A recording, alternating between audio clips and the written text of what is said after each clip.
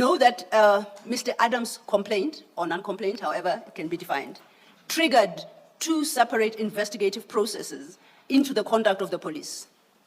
Is that your case? What is wrong with that? What is wrong with that?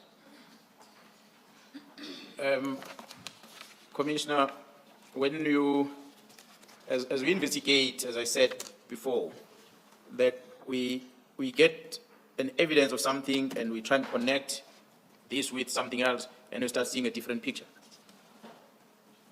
Mr. Adams, despite the fact that he leveled these complaints against these individuals at crime intelligence on the 29th and the 31st of October, respectively, in 2 different police stations, 2 different provinces.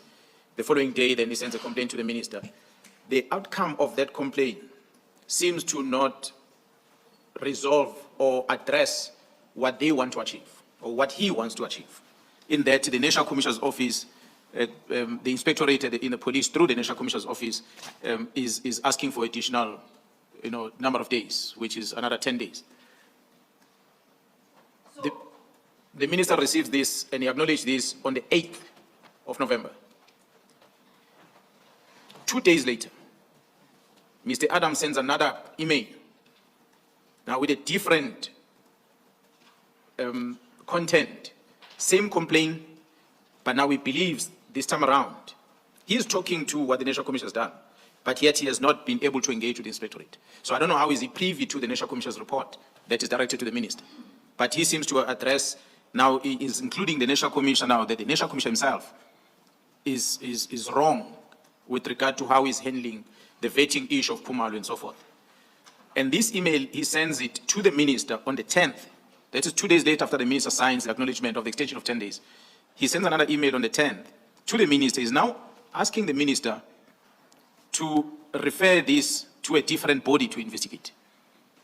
So that's how I think what then triggers the invitation of IDEC, or the justification of saying, Mr. Adams, your complaint is unfounded for now, but in order not to wait, send me something else, or making allegations on this, so that we can move this thing outside the police. So that's the only conclusion that one can draw from looking at the pattern, that the inspectorate is trying to engage you, you are not availing yourself, they produce a report, the minister receives it on the 8th, on the 10th, you are now sending an email talking about almost the same report that you did not participate on. You are now blaming the National Commission because this report comes from the National Commission. And we are now requesting that another body be invited to take over these dockets. That's what we see as a behavior that Adams is doing, and also the office of the minister. Commissioners, maybe if I also take you back a bit, my apologies that when inspectorate conduct this investigation, General Jacobs, besides having the expertise within inspectorate to be able to read the case dockets, because they are detectives themselves within, they are qualified, but he refers this complaint to legal services of the South African Police Service in order to get their opinion from an independent body that is legal services, who are people that are admitted advocates that are sitting in that division. The inspectorate wrote back to legal services, wrote back to inspectorate on the same complaint, and you'll see it on the annexure 293. Page 293. On page 293, I beg your pardon. On same annexure 15. Yes.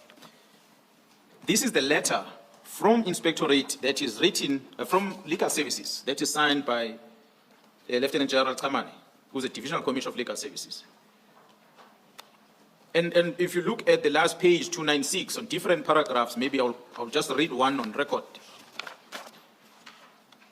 Paragraph 9 says, as indicated above, this is the response of legal services to having studied the dockets. And they are responding to inspectorate, giving advice, legal advice to inspectorate with regard to this complaint. They are saying, as indicated above, at the complainant statements, all the complainant statements consist of hearsay evidence, which is inadmissible in court. The identity of witnesses who may have personal knowledge of the allegations are also not mentioned in the statement. This information is critical to ensure a proper investigation. There's just one quotation of what the legal services is saying. And perhaps you might want then, on that vein, to continue to 2.11. 2.11 reads, Commissioners, whilst the allegations made by the complainant are serious in nature, they are unsubstantiated at this stage. The complainant's statement can be described as vague in accusation rather than account of factual details that fall within the complainant's personal knowledge. So this is what I thought, let me just reflect on, that Inspectorate, in reaching the conclusion on their letter to say there's no basis, there's no element of crime on this complaint that warrants even the registration of the docket, but nonetheless, the dockets were registered. So coming back into this, Commissioner, what I want to also draw attention is that in my statement on page 58, number 17174.3 on my statement. Paragraph 174.3, right? Yes. Yes. On this page, I'm just indicating the complaints that Mr. Adams have put on his statement when he registered these dockets. And one of those complaints that I want to draw the attention of the commissioners on is 17.3, which reads, the third case concerned the appointment of Ms. Mukwele as head of the technical support service at Crime Intelligence. This is an individual that was appointed at Crime Intelligence, which formed the basis of one of the cases registered both in Cape Town and in Orlando.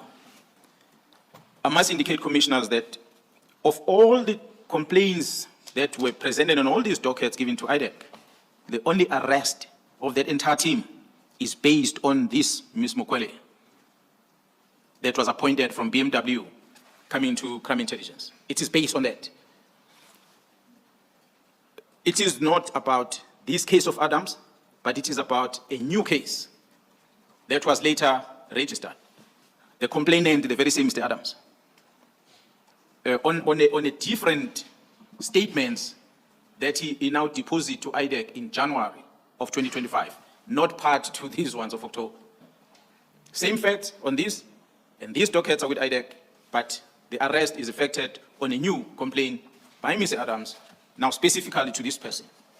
So it is why we are saying this is a strategy employed to make sure, Commissioner, Special Commissioner Khumalo, that, as I kept on referencing, there's one central figure here, or there's one problem that needs to be fixed. And this problem is to stop the investigation of this drug cartel. And that is in Gauteng province. And the common person in this thing, it's Khumalo in the center. My question has been answered now. It has been That's answered. really what I wanted to get. Then we will come back to that. You had the witness speak to new information, new affidavit. Those relate to the matters that are dealt with at page 96, when we specifically deal with what is termed the General Khumalo case. Can I Yes, just confirm? General, you say 174.3 is the basis on which General Khumalo was arrested. Is it the only charge that he's facing presently? I mean, it's a matter of public knowledge that there are criminal proceedings. Is that the only charge? Before he answers, General, if I may, because I fear the witness might misunderstand as to, is it the only charge? Because the charge sheet may contain a number of charges. I understand the commissioner to want to know whether the charges leveled against him arise from that one incident, Yes. as opposed to it there being only one charge. Yeah. So Yes, and I just need a yes or no answer. You don't have to give me detail of what it is. The answer is yes. This forms the basis of the arrest of General Khumalo and the team at Crime Intelligence by IDEC, if I may qualify. Thank you, Mr. thank you, General. Mr. Adams, thank you so much for your time and for joining us this afternoon. Just give us a reaction with regards to that which the General has put out as an allegation of you having access to that information and handling it recklessly. Yes, certain documentation was slipped under my office door. I had to read it 3 times, maybe 4 times, because it was unbelievable. I decided that yes, there might be a case for criminality here, so I took it to the nearest police station. Now, if General Mkhwanazi feels that you have something like top secret crime in this country, then he must step forward and say so.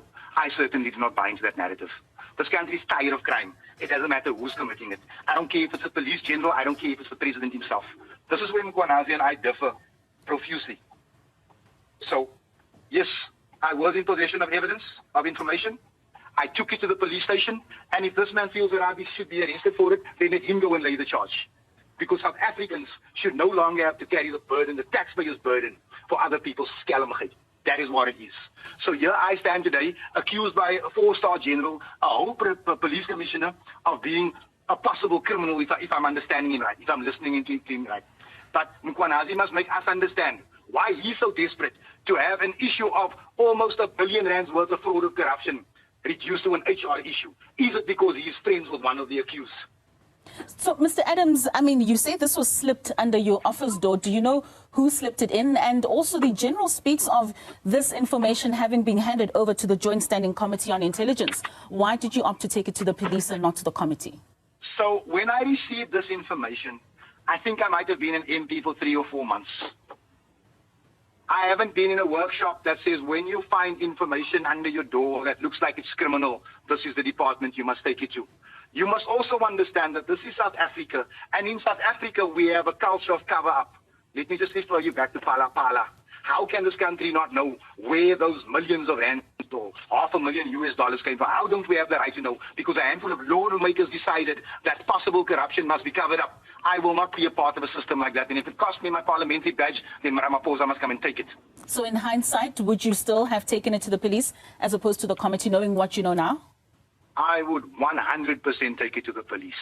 And furthermore, Mkhwanazi is on about me writing an email to the minister at 20 minutes past 8 in the morning. It might shock him. I start working at 6:30 at Parliament. He can come and check the cameras here. The other thing is that when my docket was allegedly collected here by the provincial office, he has an issue with that as well. Why does he not have an issue with me having laid a charge 1 year ago at the provincial an investigator? Is Mkhwanazi asking for this case to be covered up because a friend of his is implicated? Why is the general from KZN so concerned about fraud that happened in Pretoria? It's not even in his jurisdiction.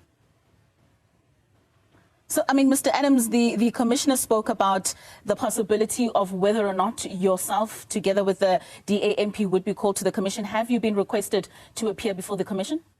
I hope I'm called to appear before this commission.